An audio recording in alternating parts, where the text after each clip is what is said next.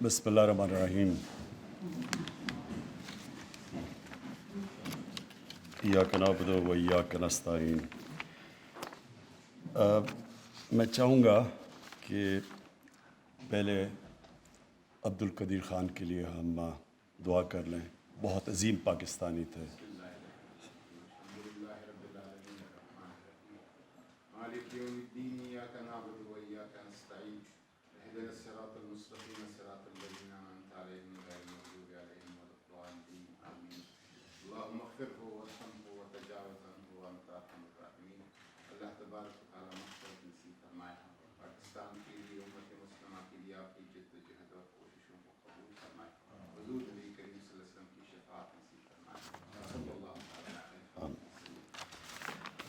اچھا جی،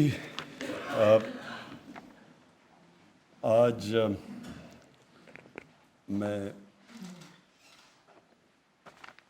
بڑا ایک فخر سمجھتا ہوں کہ ہم آغاز کر رہے ہیں جس مہینے میں ہمارے نبی صلی اللہ علیہ وسلم ان کی برتھ ڈے بنانے کے لیے. تو میں جو آج بات کرنا چاہتا ہوں وہ اپنی قوم کے نوجوانوں سے کرنا چاہتا ہوں، کیونکہ ہماری اکثریت نوجوان ہے. اور میں ابھی بعد میں یہ بھی آپ کو بتاؤں گا کہ کیوں مجھے خوف ہے کہ جو آج کل ہمارے نوجوانوں کے اوپر پریشرز ہیں اور جس طرح کی میڈیا، سوشل میڈیا، جس طرح کے حالات جا رہے ہیں، تو مجھے بڑا خوف ہے. اس لیے میں ایک مختلف قسم کی بات کروں گا. میں اپنی زندگی سے شروع کروں گا کہ میں کوئی ہمیشہ جدھر آج ہوں اپنی زندگی میں ہمیشہ ایسے نہیں تھا. تو میں نے بڑا سوچا کہ میں اس کے اوپر بات کروں یا نہ کروں. پھر مجھے بشرا بیگم نے کہا کہ ضرور کرو، اور وہ اس لیے کرو اپنے نوجوانوں کے لیے. تو اپنی زندگی سے جس طرح میرا یہ جو سفر ہوا ہے اللہ کی طرف، تو میں صرف اس کے اوپر تھوڑی شروع میں بات کرنا چاہتا ہوں. دیکھیں، میری والدہ نے شروع سے، ہم جب چھوٹے سے بھی تھے تو سونے سے پہلے ایک ہی دعا ہوتی تھی کہ دعا کرو کہ اللہ مجھے سیدھے راستے پہ لگا. تو ہم بھی بچپن میں سارے اپنی سونے سے پہلے، میں، میری بہنیں، ہم کہتے تھے اللہ ہمیں سیدھے راستے پہ لگا. لیکن جو میرا ایجوکیشن تھا، HSN کالج میں گیا، جو ہمارے ہیروز تھے، رول ماڈلز تھے، وہ اور تھے. جو ہمیں کہا گیا تھا سیدھا راستہ ہے، اور جو ہمارے رول ماڈلز تھے، اس میں زمین آسمان کا فرق تھا. جو رول ماڈلز تھے وہ فلم ایکٹرز تھے، وہ پاپ سٹارز تھے، وہ کئی اسپورٹس مین، گلیمرس لوگ تھے. لیکن اور ان کی زندگیاں بالکل مختلف تھیں ان سے جن کو ہمیں کہا جاتا تھا کہ سیدھے راستے پہ، ان کے راستے پہ چلو. یہ بڑا امپورٹنٹ ہے سمجھنے کے لیے، کیونکہ مجھے پتہ ہے کہ آج ہمارے نوجوانوں کو یہی مسئلہ پڑا ہوا ہے. یہ بہت امپورٹنٹ ہے سمجھنا، اور میں اپنی یوتھ کے لیے صرف آج یہ کہہ رہا ہوں. تو میں جب پہلی دفعہ انگلینڈ گیا، 18 سال کا تھا، تو وہاں جو ہم نے ماحول دیکھا وہ بالکل ایک مختلف ماحول تھا جو ہمارے جدھر سے میں بڑا ہوا تھا زبان پاک میں. اور جو وہی رول ماڈلز تھے ہم نے ان کو فالو کیا. اور وقت کے ساتھ اللہ نے مجھے بھی شہرت دی، اور میں اس سطح پہ پہنچ گیا کہ وہ جو میرے کئی رول ماڈلز تھے ان سے میری ملاقاتیں بھی ہوں، کہیں سے دوستیاں بھی ہو گئیں، کہیں کہ میں نے زندگی بھی دیکھی. آہستہ آہستہ جیسے جیسے میری عمر بڑھتی گئی، تو مجھے اپنی بھی زندگی کا جائزہ لیتا تھا. میرے میں ایک اللہ نے ایک، میں سمجھتا ہوں کہ یہ صفت ہے، ایک یہ تھی کہ میں کبھی رات کو سوتا نہیں تھا جب تک میں وہ دن کا جائزہ نہ کر لوں کہ آج میں نے دن میں یہ کیا، کیا کھویا، کیا پایا. اپنی زندگی کی کرٹیک کرتا تھا، ہمیشہ اپنا تجزیہ کرتا تھا. تو وہ ساری، تو میں نے جب وہ دیکھا کہ میرے جو رول ماڈلز تھے یا جن کو میں سمجھتا تھا کہ بڑی گلیمرس زندگی ہیں، جب میں نے ان کو قریب سے دیکھا اور میں کئی سالوں کے بعد کی بات کر رہا ہوں. تو مجھے آہستہ آہستہ سمجھ آنی شروع ہوئی جو اصل میں ایک ہی چیز ہم نماز میں مانگتے ہیں کہ اللہ ان کے راستے پہ لگا جن کو جو نعمتیں بخشی ہیں، ان کے نہیں جو اپنی تباہی کے راستے پہ چلے گئے. تو جن لوگوں کو ہم سمجھتے تھے ہمارے رول ماڈلز تھے، ان میں سے بہت زیادہ کو میں نے اپنی زندگی میں دیکھا اپنی تباہی کے راستے پہ جاتے ہوئے. ایک بہت بڑا فٹ بالر تھا، بعد میں میرا دوست بھی بن گیا. شروع میں ہم اس کو بڑا لک اپ کرتے تھے.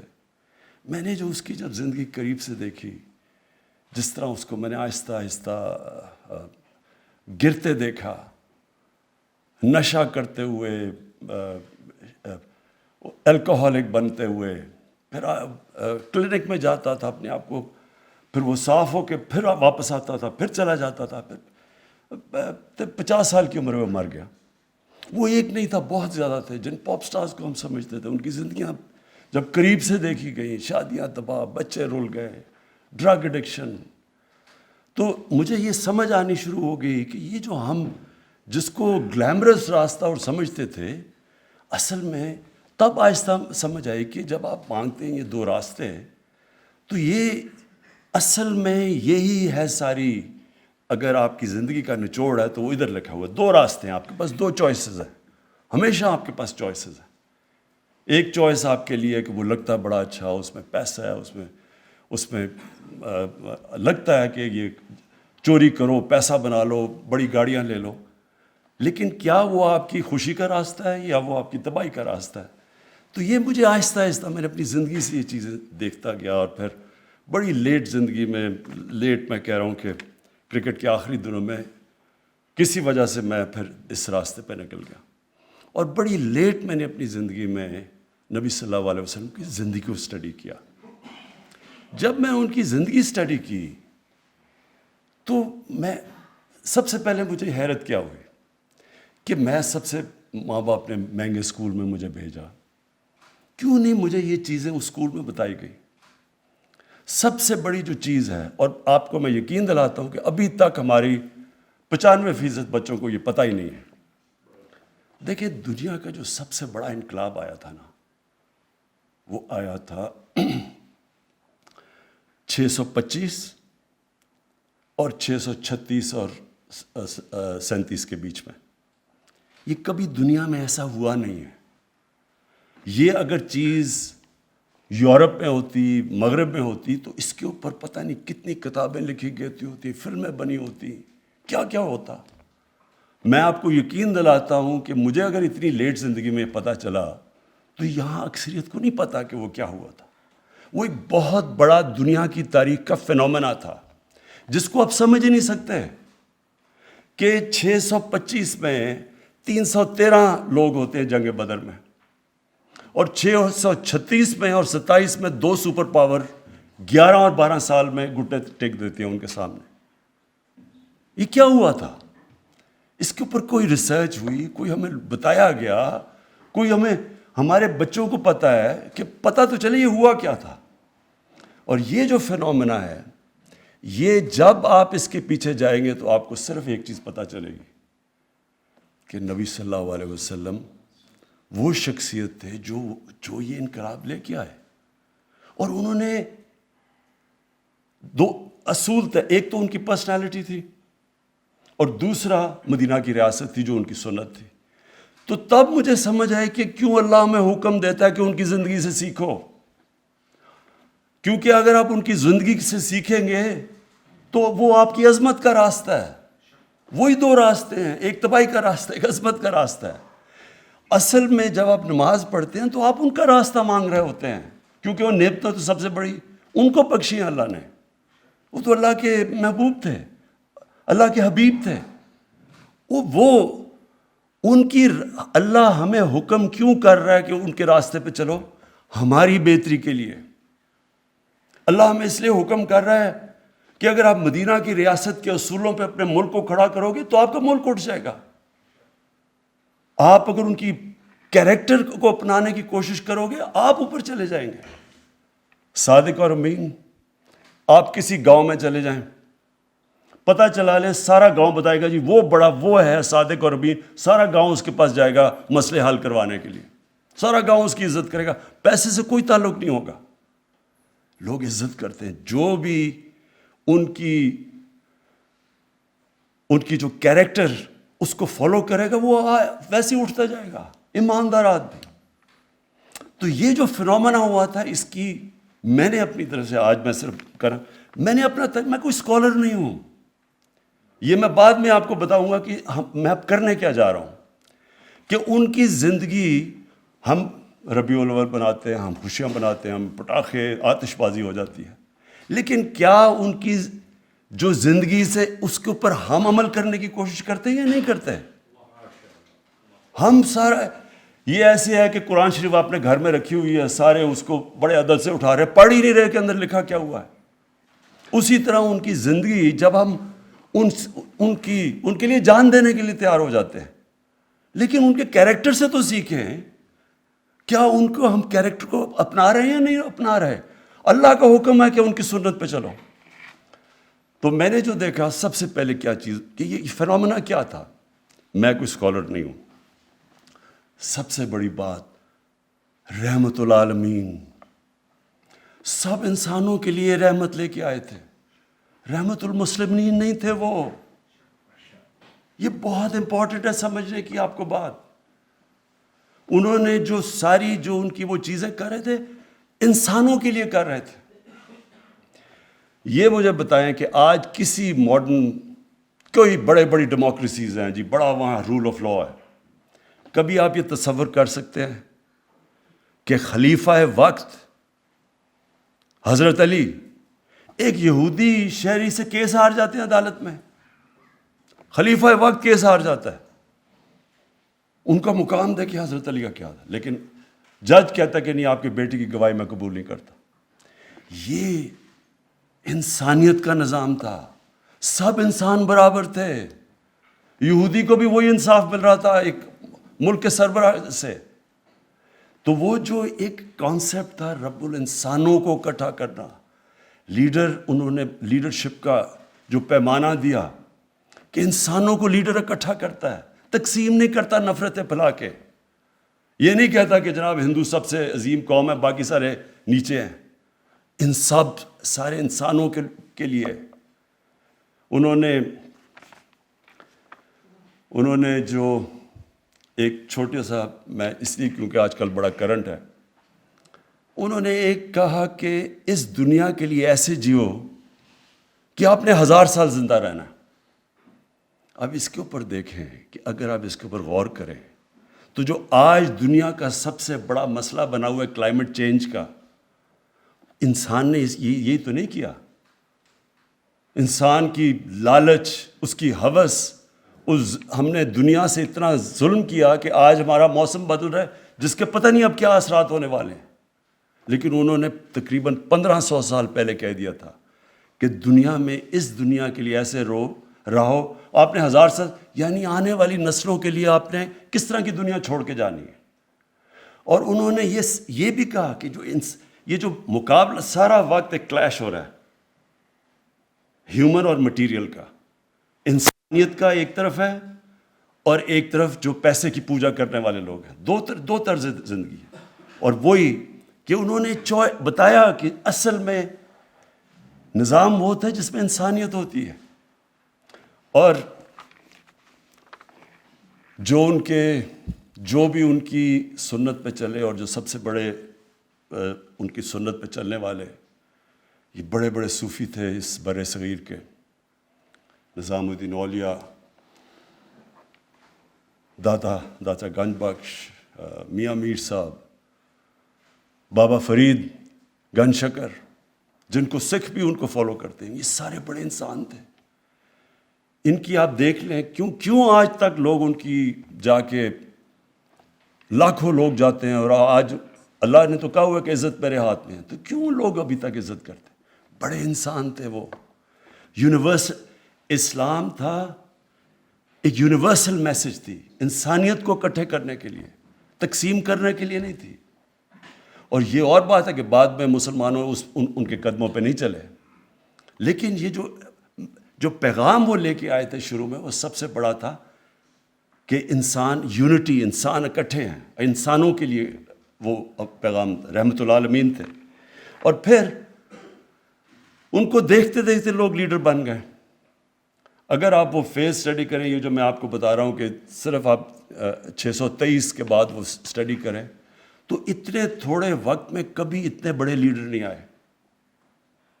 جو ان کو دیکھتا تھا وہ لیڈر بن گیا.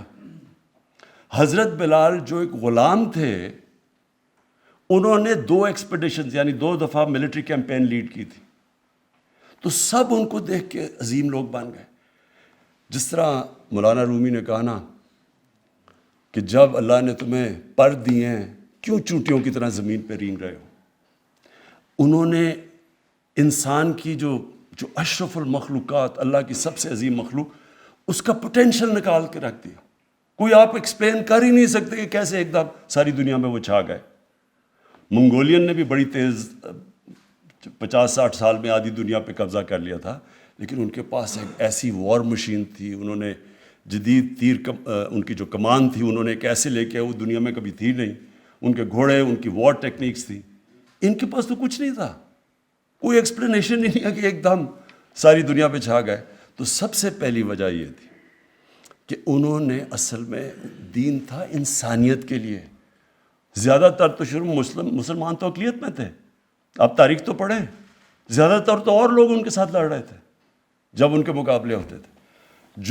جب یہ بیزنٹائن کی جو ایمپائر تھا، اس کی انہوں نے جب ادھر پھیلنا شروع کیا تو لوگ مسلمانوں کے پاس اس لیے آتے تھے، انصاف ان کا بہتر تھا. انصاف یعنی جو 2 چیزیں تھیں، انسانیت کا نظام اور انصاف کا نظام، یہ 2 بنیادیں رکھی انہوں نے مدینہ کی ریاست میں کہ انصاف انسان کو آزاد کر دیتا ہے. انصاف چاہیے ہوتا ہے کمزور کو، طاقتور کبھی نہیں چاہتا انصاف، وہ این آر او چاہتا ہے. کمزور جو ہے اس کو طاقتور سے تحفظ چاہیے، اس کے لیے انصاف چاہیے. اور جب آپ انصاف دیتے ہیں ایک معاشرے کو آزاد کر دیتے ہیں، آپ اس پوٹینشل کو آزاد کر دیتے ہیں. اس لیے دنیا میں سب سے خوشحال جتنے بھی ملک ہیں ان کے اندر رول آف لا ہے، قانون کی بالادستی ہے، وہ اوپر چلے جاتے ہیں. جب انہوں نے کہا کہ تمہارے سے پہلے قومیں تباہ ہوئیں کہ طاقتور کے لیے ایک قانون اور کمزور کے لیے دوسرا، مطلب لے کہ جن قوموں کے اندر قانون کی بالادستی نہیں ہوتی وہ اوپر نہیں جا سکتے. تو انہوں نے وہ سیٹ کیا، انسانیت، پہلی دنیا کی ویلفیئر اسٹیٹ، پہلی دنیا کی اسٹیٹ جدھر کمزور کی ذمہ داری لی ایک اسٹیٹ نے، کبھی پہلے یہ نہیں تھا. اور تعلیم، کہ چائنا بھی جانا پڑے تو علم حاصل کرو. جب سے آپ پیدا ہوئے جب تک قبر میں نہیں جاتے تعلیم حاصل کرو، تعلیم کے پیچھے جاؤ. ایک لوگوں کے اندر تاثر ڈالا کہ کتنا ضروری ہے علم حاصل کرنا. جنگ بدر کے بعد انہوں نے کہا کہ پیسے بھی نہیں تھے، یعنی غریب تھے مسلمان تب، جنگی قیدی کو واپس کر کے پیسے لے سکتے تھے. انہوں نے کہا نہیں، جس کو پڑھا لکھا دے گا وہ آزاد ہے. ترجیح دی، تعلیم کو ترجیح دی پیسے کے اوپر. اور تعلیم مردوں کے لیے نہیں، صرف تعلیم انسانوں کے لیے، خواتین کے لیے، سب کے لیے. یہ بھی بڑی غلط فہمی جو بدقسمتی سے کوئی تنگ نظر لوگ ڈالتے ہیں. تعلیم سب کے لیے، اور تعلیم کی وجہ سے پھر مسلمان، جو ان کی ہدایت تھی اس کی وجہ سے مسلمان بڑھے.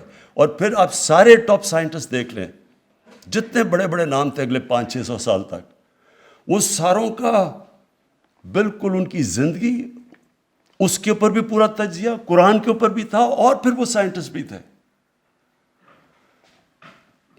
اس کے علاوہ جو ان کی جو اپنی پرسنالٹی تھی، میں صرف اس کے اندر 3 ٹریٹس، ایک تو صادق اور امین، اور ایک قرآن کی آیت ہے کہ جو لوگ ایمان لے آئیں اللہ ان کے خوف دور کر دیتا ہے. انسان کو خوف سے آزاد کر دیا. یہ جو خوف ہے یہ انسان کو غلام رکھتا ہے کہ میرے رزق نہ چلی جائے، مجھے وہ کوئی طاقتور قتل نہ کر دے، مجھے ذلیل نہ کر دے. آزاد کر دیا انسانوں کو. تو یہ جو فنومنا ہے، میں یہ چاہتا ہوں، اور میں بعد میں کہوں گا کہ ہم نے کرنا کیا، یہ سارے ہمارے اسکولوں کے اندر بچوں کو سمجھنا چاہیے. آپ پڑھائیں، پتہ تو چلے، کیونکہ یہ تو تاریخ کا حصہ ہے. یہ تو آپ یہ دین کو بھی ہٹ کے، کیونکہ رول ماڈلز ہونے چاہیے بچوں کے لیے. میرے رول ماڈل یہ نہیں تھے، کیونکہ مجھے پتہ ہی نہیں تھا یہ. تو دوسری چیز پاکستان. اب میں ذرا اپنے ملک پہ آ جاتا ہوں. میں نے 3 سال یہ حکومت میں کیا دیکھا. میری تو پہلے سے جب ہم نے پارٹی بنائی 25 سال پہلے، تو میرے میں تو کوئی شک نہیں تھا کہ پاکستان ایک بڑی خواب کا نام تھا، ایک مثالی اسلامی فلاحی ریاست بننا تھا ہم نے.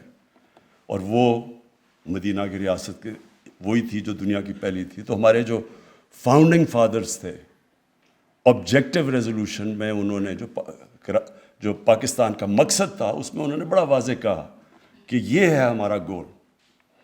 تو میں پہلے دن سے اسی کا میرا یہ تھا کہ ہم نے ایک مثالی اسلامی فلاحی ریاست بننا. لیکن جو میرے یہ 3 سال گزرے ہیں، اس میں تو میں اب یہ جو انشاءاللہ یہ جو اس کے بعد میں جو آپ کے تجویزیں دوں گا، میں یہ سمجھتا ہوں کہ یہ ناگزیر ہے ہمارے ملک کے لیے. اگر ہم نے اپنے ملک کو اٹھانا ہے تو جب تک ہم ان کی سنت کے اوپر چلیں گے نہیں، یہ ملک نہیں اٹھ سکتا. میرا اب یہ ایمان ہے، کیونکہ ہمارے اندر کئی ایسی چیزیں آ گئی ہیں جو یہ روک رہی ہیں ملک کو آگے جانے سے. اور میں خاص طور پہ 2 چیزوں کی ابھی بات کروں گا. سب سے پہلے جی، میں جس طرح جب پہلی دفعہ گیا برطانیہ 18 سال کا تھا، تو جو مجھے چیز سامنے کیا نظر آئی، ان کی جو اخلاقیات تھی، جو ان کے مورل سٹینڈرڈز تھے، وہ ہمارے سے بہت اوپر تھے. وہاں سچائی کے اوپر بڑا زور تھا. ادھر کی جو ان کے جو لیڈرشپ تھی، اس کے اوپر جو اخلاقیات کا معیار تھا، وہ عام لوگوں سے بھی زیادہ اوپر تھا. آپ جھوٹ بولتے ہوئے پکڑے جائیں، ریزائن کرنا پڑتا ہے. وہاں ایک پرائم منسٹر نے ریزائن کیا، جھوٹ بولتے ہوئے پکڑا گیا. ان کی جو پارلیمنٹ کے اندر جس طرح کے ان کے لوگ تھے، ان کی سٹینڈرڈ جو ان کی اخلاقیات تھی، وہ عام شہریوں سے انہوں نے زیادہ اوپر رکھی ہوئی تھی. اور ان کی عدالتوں میں یہ تھا کہ جب ہٹلر نے حملہ کیا برطانیہ کے اوپر اور تباہی ہو رہی تھی وہاں، تو لوگ ڈر کے گئے کہ جی ہم ونسٹن چرچل ان کا پرائم منسٹر، اس نے کہا ہم بچ جائیں گے. تو چرچل نے آگے سے کہا کہ آگے جواب بجائے دینے کہ ہم بچیں، اس نے کیا ہماری عدالتیں انصاف دے رہی ہیں؟ انہوں نے کہا ہاں جی دے رہی ہیں. کہتا کوئی ہمیں تباہ نہیں کر سکتا. یعنی وہاں کا جو انصاف کا نظام، اور میں نے پھر اپنا جو ہمارا تھا، زمین آسمان کا فرق تھا. ادھر کبھی آپ الیکشن کے اندر، آپ کا الیکشن ہوتا ہے، کبھی میں نے نہیں سنا کہ فراڈ ہوا جی، وہ ہارا، وہ کہا جی الیکشن کے اندر دھاندلی ہوئی. وہاں بھی الیکشن ہوتے ہیں، وہاں جو جیتا ہے. تو جو ان کی مورل سٹینڈرڈز تھیں، وہ ہمارے سے بہت اوپر تھی. ان کا جو انسانیت کا نظام تھا، وہ ویلفیئر اسٹیٹ تھی، فلاحی ریاست تھی، ہمارے نہیں تھی. انصاف بھی بہتر، انسانیت بھی زیادہ. تو جب ایک مسلمان بہت بڑا ایک عالم تھا، محمد عبدو، کوئی 100 سال پہلے جب وہ پہلی دفعہ گیا یورپ، تو اس نے یہی کہا، اس نے کہا کہ یہاں مجھے یورپ میں مسلمان تو نہیں نظر آئے، لیکن بڑا اسلام نظر آیا. اور مصر جب واپس گیا، کہتا ہے یہ مسلمان تو بہت ہے، اسلام نہیں ہے. میں نے بھی یہی دیکھا کہ وہاں کا جو چیزیں ہمیں کہا جاتا تھا، جو ہمیں بتائی جاتی تھیں، وہ تو بالکل وہاں پاکستان میں نہیں، ہمیں وہاں نظر آئی ہیں. تو ایک جو مورل، کوئی بھی معاشرہ یہ ذہن میں ڈال لیں، جس کے اندر اخلاقیات جس کی گر جائے، وہ معاشرہ اوپر نہیں اٹھ سکتا. آپ جو مرضی کر لیں، دنیا کی تاریخ اٹھا لیں، یہ جو ہوتی ہے رائز اینڈ فال، یہ دنیا کے جو بڑے بڑے امپائر، ان کا عروج ہوتا ہے، پھر وہ نیچے گرتے ہیں. آپ ان کی تجزیہ کر لیں کہ جب وہ نیچے گرتے ہیں، پہلے ان کی اخلاقیات ختم ہوتی ہے اور پھر ان کی معاشی طور پہ تباہی آتی ہے.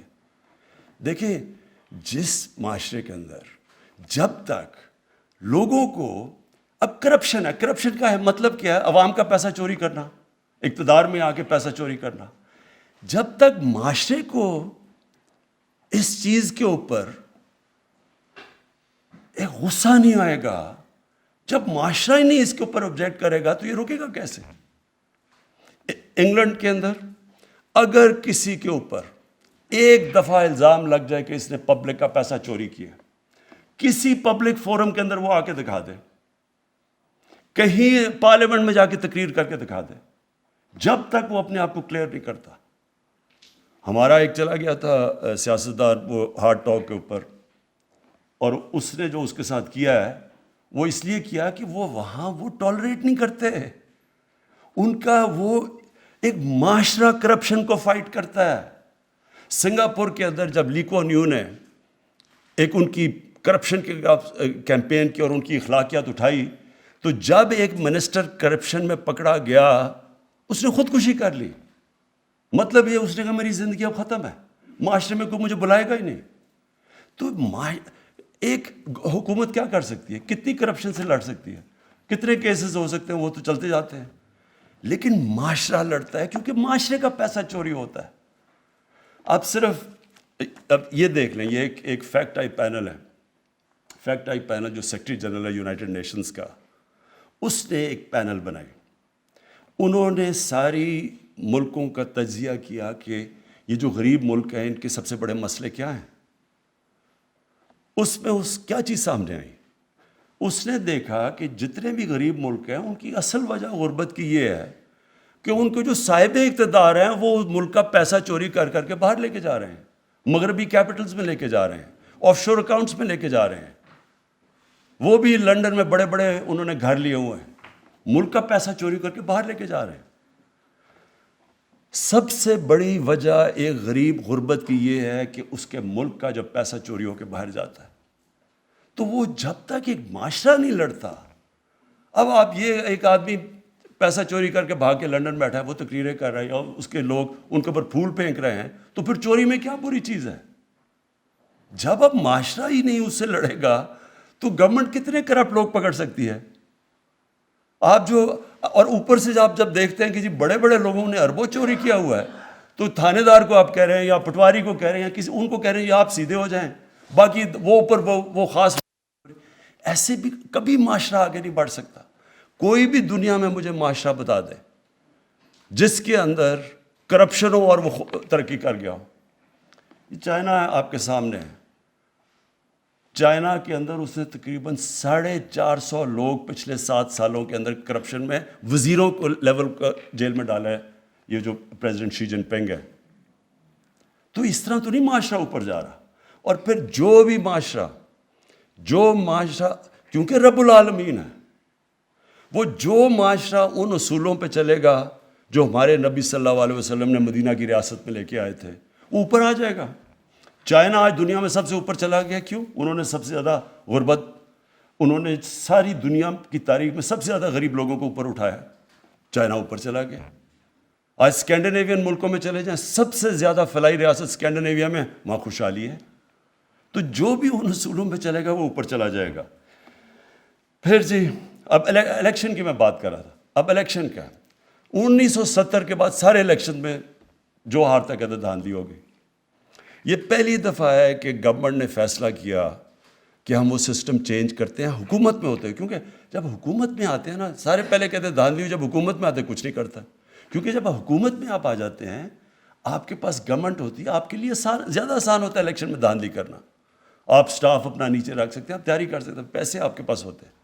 تو یہ پہلی حکومت ہے جو اقتدار میں آ کے کہہ رہی ہے کہ ہم اس کو ٹھیک کر رہے ہیں. اور ہم نے جو جائزہ لیا کہ سب سے بڑا مسئلہ یہ ہے کہ جیسی الیکشن جو پولنگ ختم ہوتی ہے اس کے بیچ میں سے لے کے جب تک رزلٹ اناؤنس ہوتا ہے اس کے بیچ میں ساری دھاندلی ہوتی ہے. وہ جوڈیشل کمیشن بنائی تھی 2015 میں سپریم کورٹ نے، تو اس کے اندر یہی چیز سامنے آئی تھی.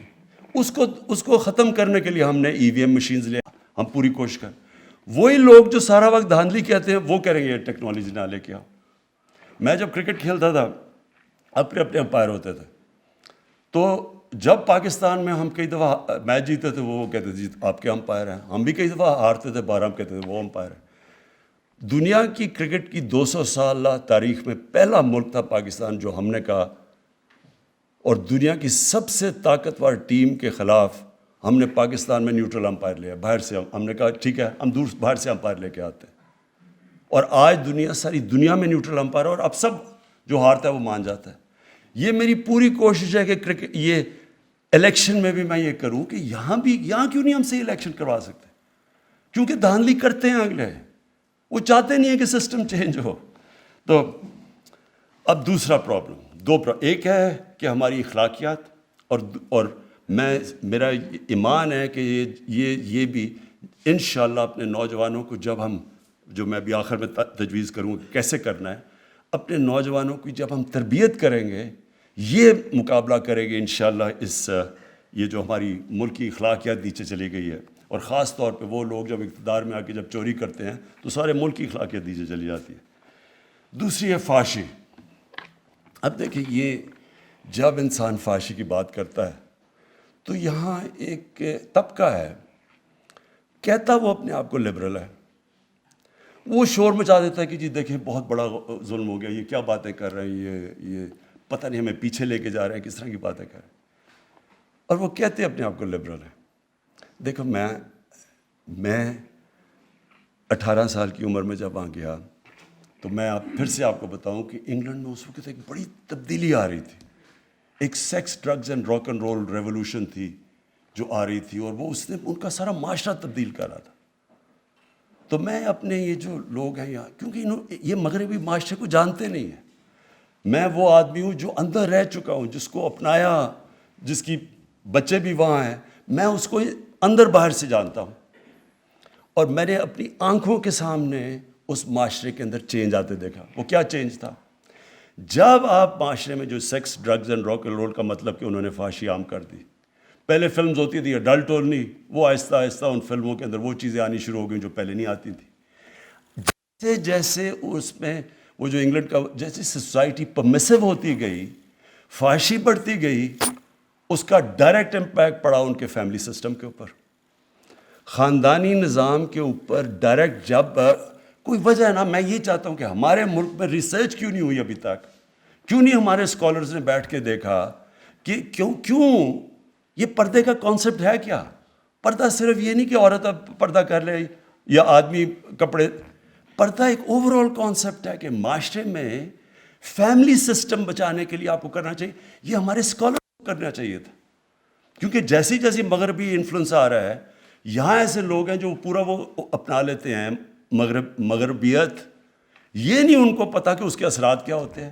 ہمارے یہاں اسکالرشپ ہونی چاہیے تھی جو بتائے کہ اس کے اثرات کیا ہے. ڈائریکٹ امپیکٹ ہماری آنکھوں کے سامنے 14 شادیوں میں صرف ایک طلاق ہوتی تھی جب میں گیا 1971 پہ، اور دیکھتے دیکھتے آج 70% شادیاں ہوتی ہیں طلاقوں کے اندر. اور کیونکہ میں نے دیکھا ہوا ہے کہ طلاق کی کیا بربادی آتی ہے بچوں کے اوپر، میرے بچے، ہماری جو طلاق ہوئی، میں نے خود دیکھا کہ کتنا اس سے بڑا عذاب کچھ نہیں ہوتا. میرا یہ ایمان ہے کہ جو بچوں کے اوپر گزرتی ہے طلاق میں، یہ ایک معاشرے کے لیے سب سے تکلیف دہ چیز ہے، کیونکہ بچوں کو ماں باپ چاہیے. تو جب ایک خاندانی نظام ہمارے سامنے ان کا ٹوٹتا گیا، ہم وہی کلچر جب اپنا رہے ہیں، ہم یہ کیسے سمجھتے ہیں کہ اس کا اثر یہاں نہیں ہوگا؟ میں جب آیا، میں نے اس کو آئی جی سے پوچھا کہ بتائیں کون سی کرائم بڑھ رہی ہے. مجھے انہوں نے کہا جی ہاں سیکس کرائم بڑی تیزی سے بڑھ رہی ہے، ریپ، اور دوسرا بچوں سے جو ہو رہا ہے، زیادتیاں کرتے ہیں. وہ میں پھر فالو کرتا گیا. آپ مجھے قصور میں ایک بہت ہی خوفناک قسم کی رپورٹس ہیں جو میں یہاں بات نہیں کروں گا. تو میں نے ایک ڈی آئی جی کو بھیجا قصور. میں نے کہا ذرا چیک کرو یہاں کیوں نہیں یہ مسئلہ حل ہو رہا، اگر تھوڑے سے لوگ ہیں پکڑ کے ان کو اندر ڈالو. اس نے جو مجھے رپورٹ دی، یعنی تکلیف ہوئی مجھے جس سطح پہ وہ پہنچ چکی ہے. پھر خیر ہم نے کوشش کی کہ ٹیچرز کو، پروفیسرز کو، لوگوں سے بات کریں، اس کو فائٹ کریں. لیکن آہستہ آہستہ مجھے یہ پتہ چلا کہ ہمارے معاشرے میں کوئی اسکالرشپ ہی نہیں ہے یہ بتانے کے لیے کہ یہ جو چیزیں آ رہی ہیں، اور آتی کدھر سے؟ ہالی ووڈ سے جاتی ہے بالی ووڈ، ادھر سے کلچر آ جاتا ہے یہاں. کبھی کسی نے یہ پوچھا کہ ہالی ووڈ کے اندر اس کلچر کی وجہ سے خاندانی نظام پہ کیا فرق پڑا ہے؟ ایک شادی کی اوسط ایوریج لائف سپین ہے 2.5 سال چلتی ہے وہاں شادی.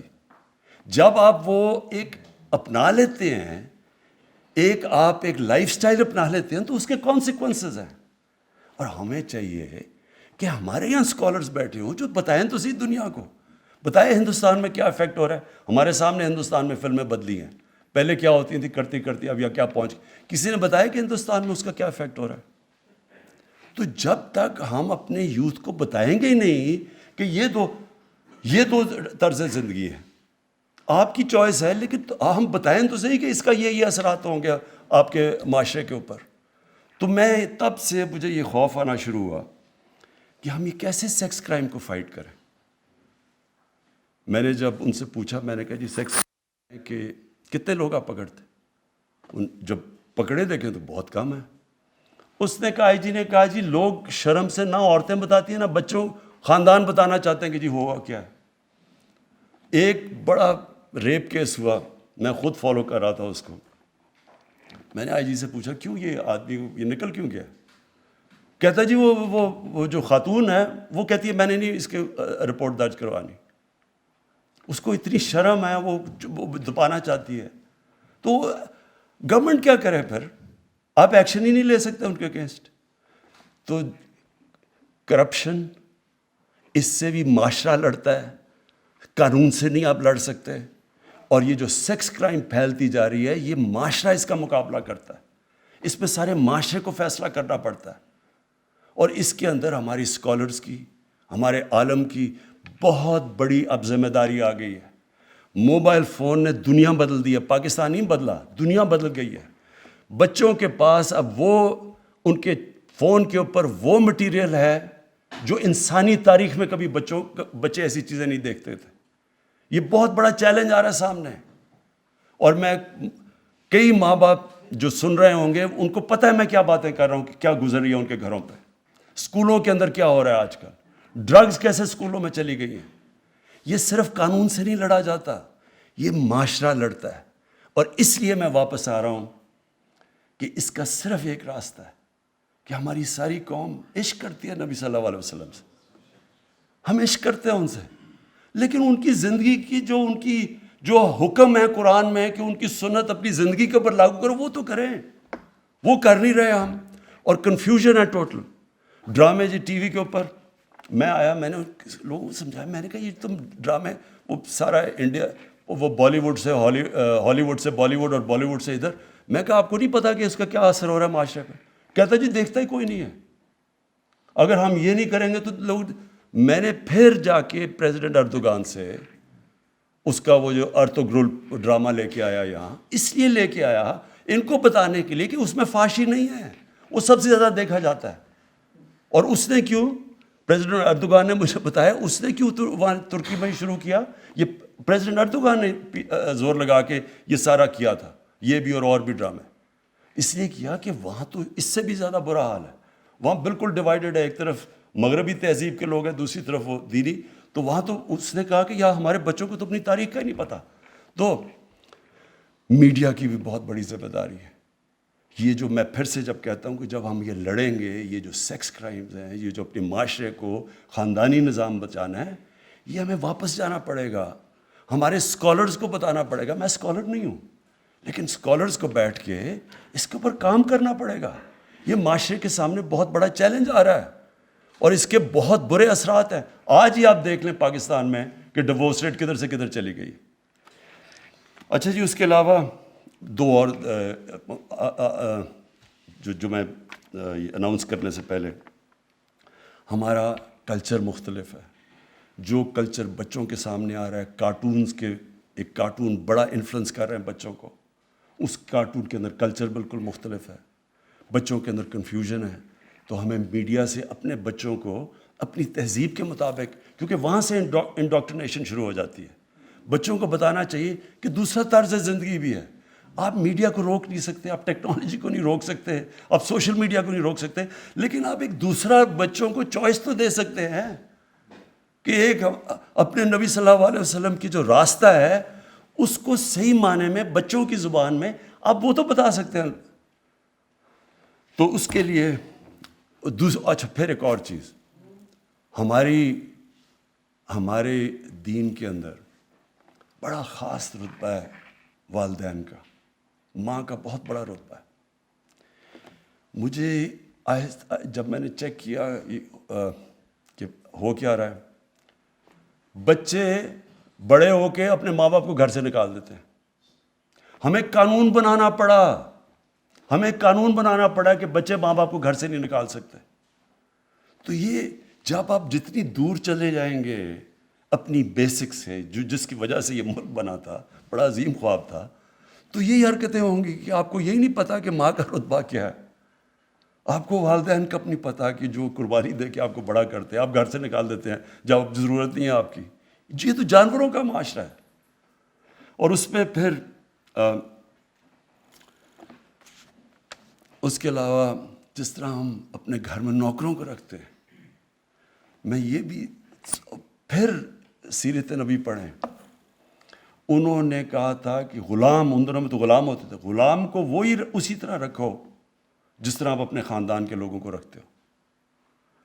اور وہ پھر ایک بہت بڑا انقلاب آیا، ایسا انقلاب آیا، ان کو دیکھتے دیکھتے صرف جو افریقنز ہیں، جو افریقہ سے لوگ ہیں جو غلام بنے، آپ ساری دنیا میں دیکھ لیں، صرف عرب معاشرے کے اندر وہ معاشرے کا حصہ بن گئے۔ امریکہ میں ابھی تک وہ بلیک لائیوز میٹر، ابھی تک صحیح طرح وہ حصہ نہیں بنے، لیکن کیونکہ رحمت العالمین نے انسانیت کی بات کی اور انہوں نے کہا کہ یہ بھی انسان ہے، ان کو کرو، تو آج ہم دیکھیں کہ ہم اپنے گھر کے ملازموں کو کیسے رکھتے ہیں، کیا ہم ان کو صحیح کھانا کھلاتے ہیں، کیا ہم ان کو صحیح دیتے ہیں۔ مغرب میں ذرا دیکھ لیں، ان کے پاس رائٹس ہیں سارے ملازموں کے پاس، کیا ہم کرتے ہیں؟ اور وہ آپ کو اتنا فخر ہونا چاہیے کہ ساری دنیا کی سویلائزیشن میں سے واحد مسلمانوں کا سویلائزیشن تھا جدھر غلام بادشاہ بن گئے، ماملوک غلام تھے، یہاں ہندوستان میں سلیو ڈینسٹی تھی، غلام بادشاہ بن گئے، کیونکہ ایک ان کو انسان بنا کے رکھا۔ یہ نہیں ہے ہمارے معاشرے کے اندر، بدقسمتی سے یہ نہیں ہے۔ تو میں اب آخر میں جو کرنا کیا چاہتا ہوں، میں نے یہ فیصلہ کیا کہ یہ اس طرح تو ہم فنکشنز کرتے رہیں گے، فنکشنز ختم ہو جائیں گی، ہم تھوڑی دیر کے بعد سیلیبریٹ کر کے پھر اپنی زندگی میں چلے جائیں گے۔ لیکن میں یہ سمجھتا ہوں کہ ہمیں پاکستان کو اب ایک رخ اپنا بدلنا پڑے گا، وہی اسی پہ جانا پڑے گا جس مقصد کے لیے پاکستان بنا تھا۔ علامہ اقبال، میں ان کا پڑھ رہا تھا، انہوں نے کہا کہ مسلمان معاشرہ جب بھی اٹھتا ہے تو ہمیشہ وہ واپس مدینہ کی ریاست کے اصولوں پہ جا کے اٹھتا ہے، جب گرتا ہے ان سے جب دور چلا جاتا ہے۔ تو میں نے فیصلہ کیا کہ ہم اب ایک رحمت العالمین اتھارٹی بنانے لگا ہوں میں۔ اس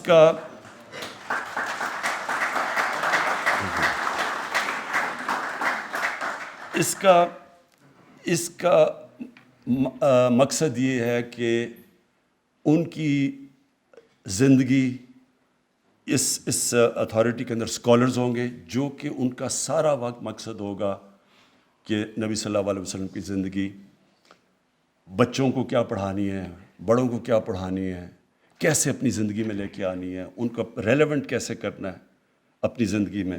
تو اس کے لیے پہلے تو میں ایک چیئرمین، اچھا اس کا تو پیٹرن میں خود بنوں گا، لیکن چیئرمین ہم جس کی بڑی تفسیر کے اوپر، جس نے کتابیں لکھی ہوئی ہیں، جس کا کمانڈ ہے، جو کہ ایک اسکالر ہے، اس کو ہم اس کا چیئرمین ابھی ہم ڈھونڈنا شروع کر دیا ہم نے، اس کیلیبر کا آدمی۔ اس کے اوپر ایک انٹرنیشنل ایڈوائزری بورڈ بنے گا جس میں دنیا میں جو ٹاپ مسلمان اسکالرز ہیں ان کو ہم ایڈوائزری بورڈ کے اوپر لے کے آئیں گے۔ کئی نام بھی ہم نے ابھی دیکھ لیے ہیں، ان کو اپروچ بھی کر رہے ہیں کہ اوپر سے ایک انٹرنیشنل بورڈ بنے گا، نیچے یہاں ایک چیئرمین ہوگا رحمت العالمین اتھارٹی کا۔ اور اس کا کام کیا ہوگا؟ اس کا کام یہ ہوگا کہ یہ اسلام کی جو مغرب میں بھی جو ہمیں ان کو سمجھ نہیں ہے کہ اسلام ایک پیار کا دین ہے، اسلام کا انسانوں کو اکٹھے کرنے کا، رحمت العالمین ایکسپلین کرے گا دنیا کو۔ تو یہ اتھارٹی میں بھی ہم ان کو اس اسٹیج پہ بٹھائیں گے کہ دنیا کو ایکسپلین کر سکیں کہ اسلام کیا ہے، بجائے یہ ہوتا ہے کہ وہاں کچھ ہو جاتا ہے، یہاں آ کے پتھراؤ شروع ہو جاتا ہے، یہاں شور مچ جاتا ہے، لوگ کہتے ہیں جی دیکھیں یہ کس طرح کے لوگ ہیں, ہم جواب بھی نہیں دے سکتے اور ان کی زبان میں بھی نہیں جواب دے سکتے کہ جو وہ سمجھیں کہ زبان کیا ہے. تو اس لیے یہ اتھارٹی کا, اس کے جو چیئرمین ہوگا, جو اتھارٹی, اس کا ایک یہ کام ہوگا کہ بتائے دنیا کو کہ اسلام ہے کیا. یہ ایک پیار کا دین ہے, اس میں تو جو ہمارے, اور جیسے وہ نبی صلی اللہ علیہ وسلم کی زندگی بتائیں گے لوگوں کو پتہ چلے گا کہ یہ تو ایک انسانیت کا دین ہے. اس کے بعد پھر اس کے اندر ایک اسکالر جو ہوگا, یہ سب اسکالرز ہوں گے, اس اسکالر کا کام ہوگا کہ اسکولوں کے جو کریکولم ہیں ان کو مانیٹر کرے, کیونکہ ہم نے 8, 9, 10 کتابوں میں اب سیرت نبی کا کورس شروع کیا. اس کو مانیٹر کیا جائے گا کہ کیسا پڑھ رہا ہے, اس میں کیا ہے, کوئی چینج کرنا ہے, کیونکہ وہ سارا ڈسکشن ہو رہی ہوگی اسکالرز کے ساتھ کہ ہم کیسے اس کو بہتر کر سکتے ہیں. اور ساتھ ہم پھر باقی دین بھی جو ہیں, جو ہمارے ہندو ہیں, سکھ, ان کو بھی ہم پڑھائیں گے, کیونکہ سارے دین بات تو انسانیت کی کرتے ہیں. تو اس لیے آپ کو بھی, ان کو بھی, ساروں کو ہم چاہیں گے کہ وہ بھی پوری طرح آگاہ ہوں کہ اپنے دین سے کیا. پھر یونیورسٹیز کے اندر یہی جو بورڈ ہوگا, اس میں ایک ہوگا کہ جو یونیورسٹیز میں ریسرچ کروائے گا. اب مثلا میں صرف یہ چاہتا نا, میں تو اسکالر نہیں ہوں, لیکن کوئی یہ ریسرچ تو کرے کہ 625 اور 636 میں کیا ہوا کہ ایک دم وہ اٹھ کے دنیا کے پرائمری سویلائزیشن بن گئے. وہ ریسرچ تو کرنی چاہیے, اس میں بڑے پہلو ہیں اس کے. میں تو موٹی موٹی آپ کو چیز بتا رہا ہوں, لیکن ہر معاشرے کے اندر یہ ریسرچ سب سے امپورٹنٹ, اور یہ ہوتی ہے یونیورسٹیز کے اندر ریسرچ. ہماری یونیورسٹیز کے اندر مثلا میں نے آپ بات کی کہ یہ جب آپ مغربی کلچر لے کے آتے ہیں تو اس کو پتہ تو چلے کہ ان کی اسٹرینتھ کیا ہے, ویکنس کیا ہے, کہ کیا وہ کیا نقصان کدھر پہنچائے گا, فائدہ کدھر پہنچائے. ان کی اچھی چیز ہے, مثلا ان کی morality بہت زبردست ہے, ہمارے سے زیادہ بہتر ہے. لیکن جدھر ہمارے معاشرے کو, خاندانی نظام کو کیا نقصان پہنچ رہا ہے, اس کا کام ہوگا کہ پھر اس میں یہ پوری طرح اس کے تحقیقات کریں یونیورسٹیز میں, ان کو پروجیکٹس دیں, ریسرچ کریں. دیکھیں ریسرچ بیس چیزیں آنی چاہیے کہ کیا ہاں ہماری طلاقیں بڑھی ہیں یا نہیں بڑھی, کیا ہمارا اس کا کیا امپیکٹ ہو رہا ہے. یہ ریسرچ ہر معاشرہ ریسرچ کرتا ہے. یہاں کوئی ریسرچ ہی نہیں ہے, ہم انتظار کر رہے ہوتے جی ہمارا جو ایک طرف وہ جو میں کہہ رہا ہوں مغرب زادے ہیں, وہ مغربی تہذیب جو بھی وہاں سے آتا ہے وہ ٹھیک ہی ہوگا, کیونکہ انہوں نے ٹیکنالوجی میں اور سائنس میں آگے نکل گئے ہیں, تو باقی ساری چیزیں بھی لے لیں تحقیقات کیے بغیر, سوچے سمجھے بغیر. تو اس کا پھر کام ہوگا ریسرچ کا کہ ہم یونیورسٹیز میں ریسرچ کر کے لوگوں کو بتائیں کہ کیا ان کی اچھائی ہیں, کیا برائی ہیں, اور ہم کدھر غلط جا رہے ہیں, ہمارے کلچر کیسے آگے بڑھ سکتا ہے. پھر میڈیا, ایک اسکالر ہوگا جس کا صرف کام ہوگا میڈیا کا, کہ مانیٹر کرے سوشل میڈیا, اس کے اندر ہم نے کیسے اپنے, کیونکہ ہم روک تو نہیں سکتے لیکن ہم آلٹرنیٹ دوسروں کو چوائسیز دے سکتے ہیں. تو وہ ایک میڈیا کا وہ کرے گا, اور دوسرا ٹی وی کے اوپر, میڈیا کے اوپر, اور پھر پرنٹ کے اوپر. اور پھر کارٹونز, میں پھر سے کہتا ہوں یہ کارٹونز جو بچوں کو دکھائے جاتے ہیں اور جو بالکل ایک ایلین کلچر ہوتا ہے, یہ بہت بڑی انڈاکٹرینیشن ہو رہی ہے. تو ہم اگر ہم روک تو نہیں سکتے, لیکن ہم اپنے تو بنائیں کارٹونز, اتنے میں تو ہمارے میں ہونی چاہیے کہ ہم اپنے بچوں کو اپنا کلچر سے بتائیں. اور پھر ایک اسپیشل پروجیکٹس کا ایک ہوگا اسکالر. اب میں کیا یہ کہہ رہا ہوں, عرس ہوتے ہیں ہمارے, لاکھوں لوگ آئے ہوئے ہوتے ہیں, وہ بھی دھمال بھی ہوتی ہے وہاں, اور سب کچھ ہوتا ہے, اور چرس بھی پی لیتے ہیں, لیکن یہی نہیں پتا کہ وہ جس کے لیے وہ کر رہے ہیں وہ کیا, اس کی کیا صفتیں تھیں, وہ کیوں اتنا بڑا عظیم انسان تھا. تو سارے آ کے شور کر کے چلے جاتے ہیں, کسی کو یہ نہیں پتا ہوتا کہ میاں میر نے کیا کیا, اور وہ جو بابا فرید کیوں گرو نانک بابا فرید کے مرید تھے, کیا وجہ تھی, ان کی کیا ٹیچنگز تھیں.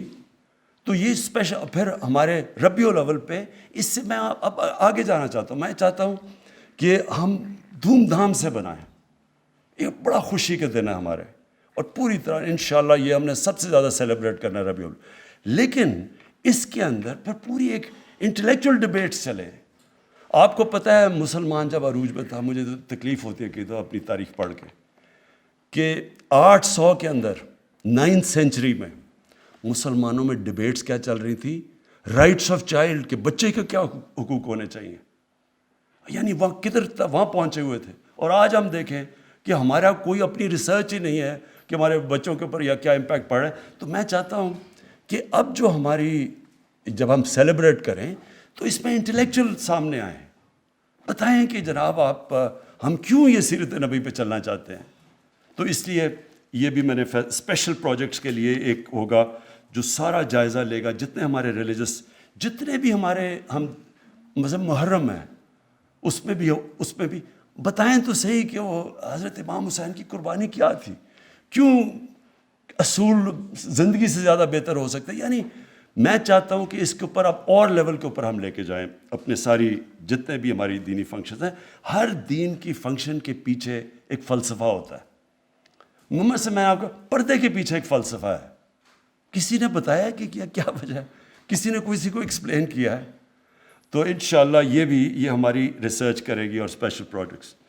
آخر میں جی میں یہ چاہتا ہوں کہ ہمارا جو یوتھ ہے وہ اس کو وہ نہ اسے ہو جو میرے سے ہوئی جب میں پہلی دفعہ برطانیہ گیا. مجھے کوئی سمجھ نہیں تھی, میری کوئی گراؤنڈنگ نہیں تھی اپنے, مجھے اپنی نبی صلی اللہ علیہ وسلم کی زندگی کا کوئی صحیح معنی میں علم نہیں تھا. ہمارے لیے ہمارے انگلش میڈیم ایجوکیشن نے بیسکلی ہمارے تاثر یہ ڈال دیا کہ ہم سب پیچھے ہیں, ہمارا دین آؤٹ ڈیٹڈ ہے, ہمارا کلچر پیچھے ہے, اور جو بھی ہے تو وہ مغرب ہے. اور یہ بدقسمتی سے ابھی بھی ہمارے بچوں میں جس طرح کا سوشل میڈیا پہ کانٹینٹ آ رہا ہے, فلمیں آتی ہیں, سب کچھ آتا ہے. تو دیکھیں دین میں تو کوئی زبردستی نہیں ہے, قرآن کی تو آیت ہے, اللہ کا تو حکم ہے کہ دین میں زبردستی نہیں ہے. وہ کیوں نہیں ہے کہ پیغمبروں کے بھی بچے, ان کے اپنے بیٹے, حضرت نوح علیہ السلام کا اپنا بیٹا نہیں سیدھے راستے پہ لگا, تو ہم کس کو زبردستی سیدھے راستے پہ لگا سکتے ہیں؟ حضرت لوط علیہ السلام کی بیوی نہیں سیدھے راستے پہ لگی, تو ہم کون ہیں؟ تو دین میں زبردستی تو نہیں ہے, لیکن کم از کم ہمارے بچوں کو چوائس تو پتہ چل جائے گا. اگر یہ راستے پہ چلو گے تو یہ اس کے مسئلے ہیں, اور اگر اس راستے پہ چلو گے تو یہ ہے کہ یہ جو آپ قرآن میں آپ کہتے ہیں کہ اللہ مجھے ان کے راستے پہ لگا, نعمتیں جن کو بخشی, وہ نعمتوں کا راستہ یہ ہے, جو تباہی کا راستہ ہے وہ یہ ہے. پتہ تو چلے بچوں کو, چوائسز تو اپنے بچوں کے سامنے رکھیں. ابھی تک تو میں آپ کو یقین دلاتا ہوں کہ یہ میرے کئی ماں باپ اگر دیکھ رہے ہوں گے ان کو پتہ ہے کہ وہ بچے, وہ جب ماں باپ کہتے ہوں گے نا کہ جی یہ تم یہ پڑھو, نماز پڑھو, وہ کہتے ہیں یہ پتہ نہیں کون سی باتیں کر رہی ہیں. میری والدہ جس کے میں بہت پیار کرتا تھا, وہ مجھے سارا وقت کہتی رہتی تھی, میں سمجھتا تھا ان کو کیا پتہ, دنیا تو یہ آگے نکل گئی ہے, یہ تو پرانی باتیں کر رہی ہیں. میں تو یہ اندر سے ان کے سامنے والد صاحب کے ساتھ جمعے کی نماز میں بھی چلا جاتا تھا, یہ نہیں پتا کہ نماز میں پڑھ کیا رہا ہوں, کہ مانگ رہا ہوں سیدھا راستہ اور لگا ہوں دوسرے راستے پہ. اس لیے میں چاہتا ہوں کہ ہمارے بچوں کو یہ نہ ہو.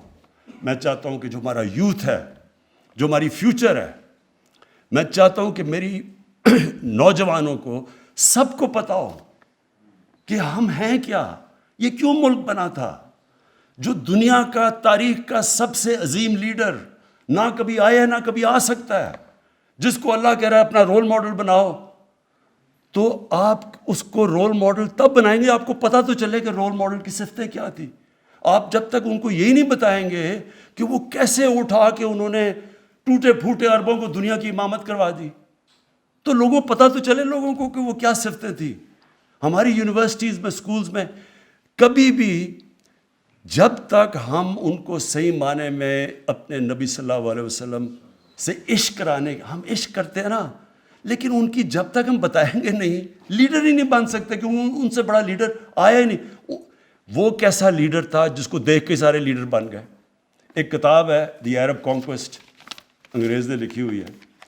وہ اس کتاب کے اندر بتاتا ہے کہ جو جنرل بنتا تھا وہ جا کے وہ کام کر دیتا تھا, یعنی کوئی سوچ ہی نہیں سکتا تھا, کسی کا نام بھی نہیں ہوتا تھا جا کے بڑا.